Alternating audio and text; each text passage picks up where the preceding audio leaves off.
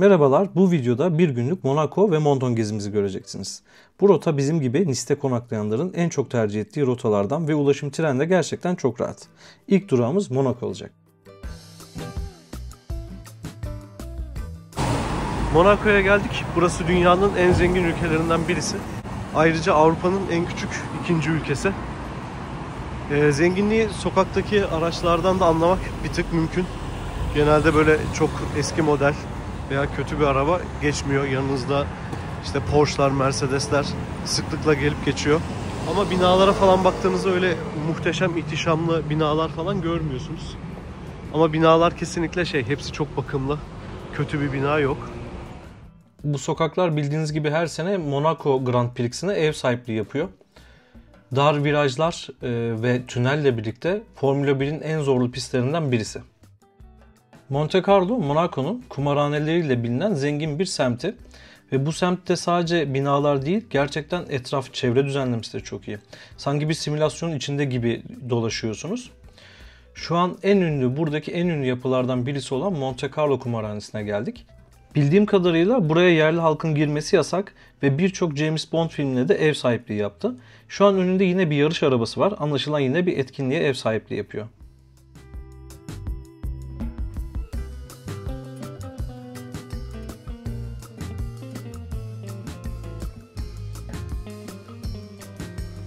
...23-26 Ocak arasında Monte Carlo rallisi varmış. Şu an 24 Ocak ama bugün bir etkinlik yokmuş maalesef. Eğer dün burada olsaydık yarışın bir kısmını görebilecekmişiz. Ama şurada bir yarış arabasını görebiliyoruz en azından.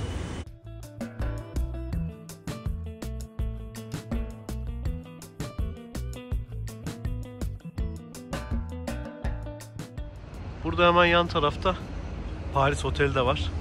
Burası da gerçekten çok güzel görünüyor. İnanılmaz güzel, ihtişamlı bir bina. Yanındaki bina da güzel. Böyle merkeze doğru yaklaştıkça binaların ihtişamı artıyor gerçekten de. Şimdi sahile doğru geldik ve Prensin Sarayı'na doğru gitmeyi planlıyoruz. Burası bağımsız yönetilen bir prenslik. Bu arada prenslik krallığın daha küçüğü oluyormuş. Karşıdaki evlere bakınca aslında dünyanın en zengin ülkelerinden birinde gibi hissetmiyorsunuz. Ama eminim manzaraları çok güzeldir.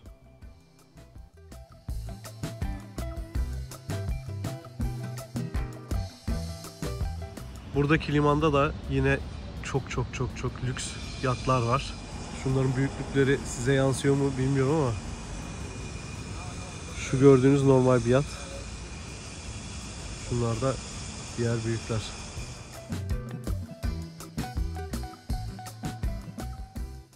Monaco'da çeşitli yerlerde Grand Prix'e ait heykeller de var. Bu da onlardan biri olan 1929'da düzenlenen ilk Monaco Grand Prix'sinin galibi William Grover ve aracı Bugatti 35B.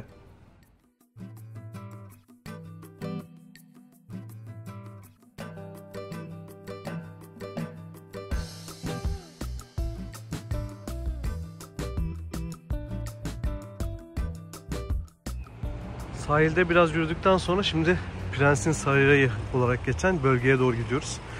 Ama burada ya merdivenleri tercih edeceksiniz ya da bu uzun yürüyüş yolunu. İkisi de bayağı yorucu. Bunu söylemem lazım.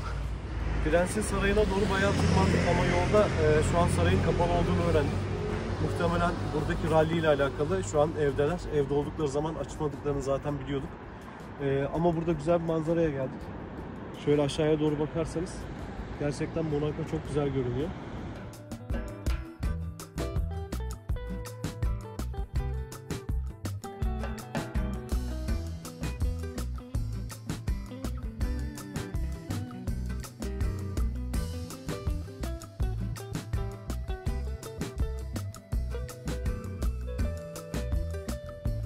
Şimdi tekrar gar yazılarını takip ederek Menton'a geçmek için tren istasyonuna doğru gidiyoruz. Tren istasyonunda çok tepede inmiştik ama böyle aşağıdan bir yol da verdi. Bunu iyi takip edin yoksa fazladan yürümek zorunda kalabilirsiniz. Monaco'nun tren garı bile gerçekten çok lüks görünüyor. Işıl ışıl arkadaşlar. Şimdi buradan Menton'a doğru geçiyoruz. Monaco'da biraz daha fazla vakit geçirmek istiyorsanız muhtemelen en iyi seçenekler Oşinografya Müzesi'ni ve Prens'in araba koleksiyonunu ziyaret etmek olacaktır. Tabi gelmeden önce web sitesinden fiyatları ve saatleri kontrol etmenizi öneririm. Trenden indik ve Menton bizi harika bir havayla karşıladı. Fransa'nın incisi olarak anılan Menton 30 bin nüfuslu küçük bir şehir.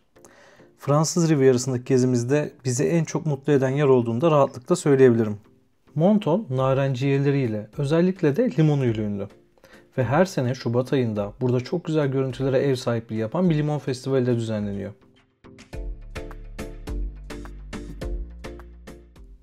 Yine Nice videomda bahsettiğim gibi Şubat ayında Nice'te de bir karnaval düzenleniyor. Bu da Şubat ortasını bu taraflara gelmeyi tercih etmek için cazip bir zaman dilimi haline getiriyor.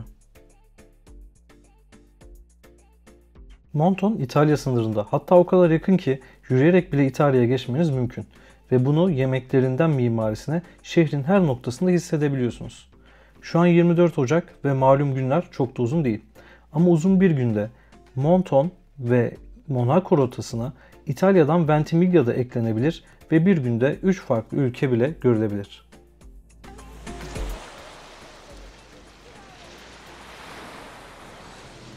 Menton'da deniz şu an bile çok güzel. Şu an 24 Ocak ve ona rağmen karşı tarafta denize girenler veya en azından ayaklarını sokmaya çalışanlar var. Burada deniz kenarına çeşitli restoranlar, masalar atmış. Buralarda bir şeyler yemeyi tercih edebilirsiniz. Fiyatlar bu şekilde.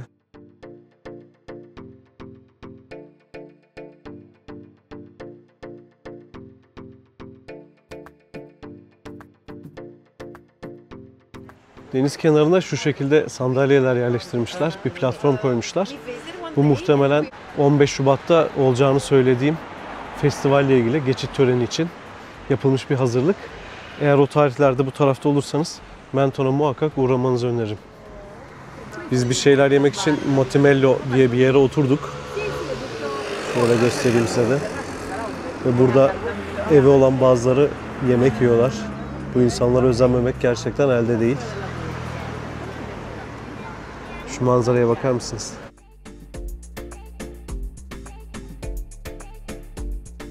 Çocuğumuz için böyle bir sıcak çikolata benzeri bir şey. 3 tane de çikolatalı kruvasan, 2 cappuccino ve makaron aldık. Bunlar 21 euro civarında tuttu. Oturduğumuz yeri göz önüne alınca bence çok güzel.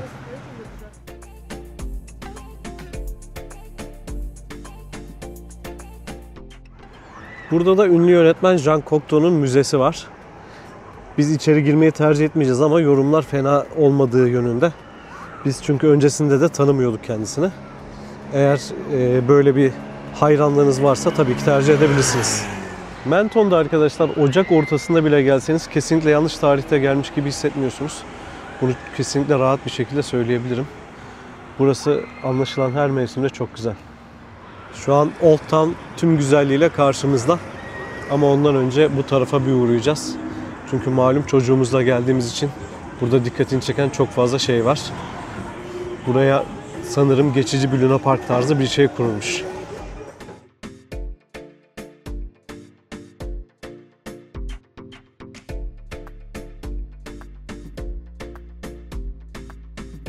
Menton'da binalar boyanırken de sanki böyle narenciye renkler seçilmiş gibi. Gerçekten renkler çok güzel görünüyor. Bu Old Town kısmında anlaşılan bir renk kriteri var boyamayla alakalı. Ve gerçekten çok güzel düşünülmüş. Old Town'a doğru herhangi bir böyle sokaktan giriş yaptık. Bakalım bu sokaklar nasıl?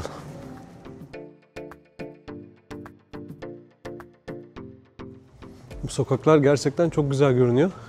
Çok tatlı evler var, çok dar sokaklarda. Burada gezerken kesinlikle canınız sıkılmayacak.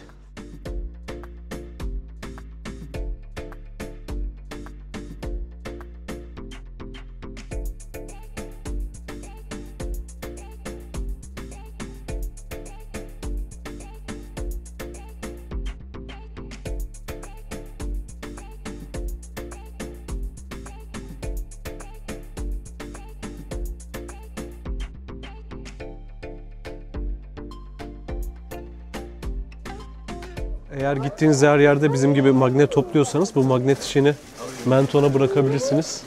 Burada fiyatlar Nice'e göre falan çok daha uygun. Menton eşsiz bir aroma ve düşük asiditeye sahip limonuyla meşhur. Ayrıca Avrupa'nın da en büyük limon üreticisi. Şehirdeki hediyelik eşya satıcılarında bunun etkisini çok rahat bir şekilde görebiliyorsunuz. Oltan civarında yeni düzenlenen sahil de gerçekten çok güzel görünüyor. Eminim yaz tatilinde bu manzaraya karşı denize girmek çok keyiflidir.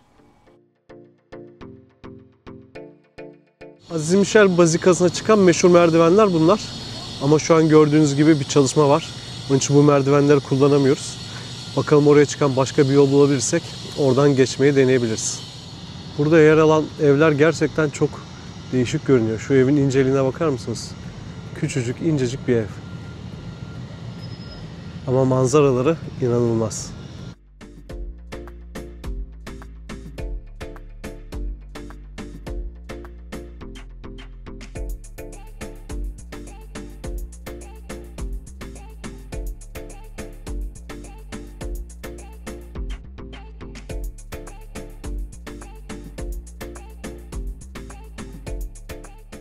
İtalya'ya olan yakınlığımıza da güvenip eşimle birlikte bir margarita pizza paylaştık.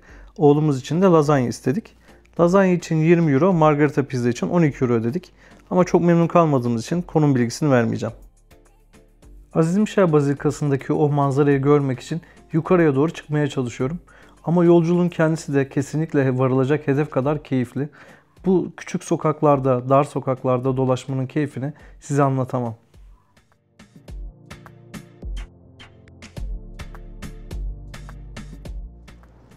Başka bir yol kullanarak Aziz Michel Bazilikası'nın oraya geldim. Bazilika gördüğünüz gibi inanılmaz etkileyici değil ama arkaya doğru döndüğünüzde arkadaşlar inanılmaz güzel bir manzara var.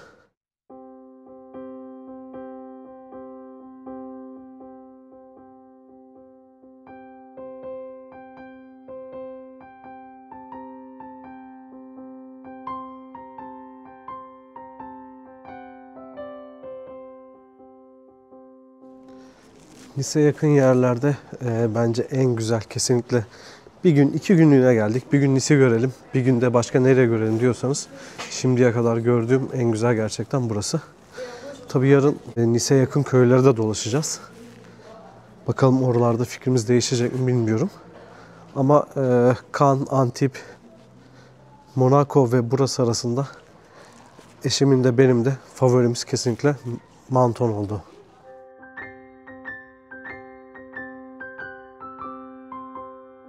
Sahilde yoğurterya diye bir yer bulduk. Küçük yoğurtlar eğer taze meyvesi olursa 2,80, taze meyveli olursa 3,50. Diğer içeceklerin ve kruvasanların fiyatları da gerçekten uygun görünüyor. Yoğurttan çok dondurmaya benzese de biz memnun kaldık. 2 yoğurt, 2 içecek için 12 euro ödedik. Diğer gittiğimiz yerlere göre en uzun Menton'da kaldık. Buradan gerçekten insanın ayrılası gelmiyor. Ama artık geceyi noktalamak gerekiyor. Yaz kış açık olan bir alışveriş caddesi bulduk. Burada birazcık dolanıp alışveriş yapa yapa tren garına gideceğiz. Oradan da otelimize döneceğiz. Kanaldaki diğer videolarda olduğu gibi bu videoda da gezi rotamızı açıklamalar kısmında paylaşacağım. Siz de aynı rotayı takip etmek isterseniz oradan ulaşabilirsiniz. Muhtemelen bu sene festivalde gösterilecek heykellerden birine bakıyoruz. Bunun tamamı işte portakalla, mandalina ile falan kaplanacak. Bu rota ile ilgili söyleyeceklerim şimdilik bu kadar. Eğer sorularınız varsa yorum kısmına yazabilirsiniz. Elimden geldiğince cevaplamaya çalışırım. Görüşmek üzere.